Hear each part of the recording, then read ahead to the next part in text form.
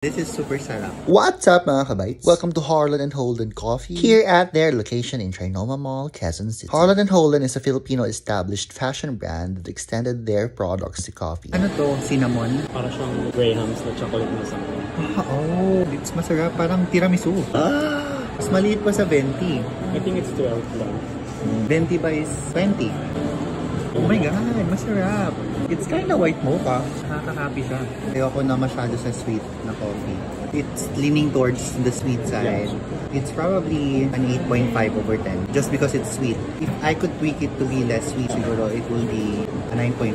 Oh. This one is the monkey drink. It's peanut butter. We made it dark and then iced. Oh, this is interesting. With peanut butter, you can place it over anything. Lahat sasarap. This is masarap pa. Feeling ko, mas gusto ko to. Siguro 8 over 10. Ayan lang yung review ko. Hindi na ako mag-voice over.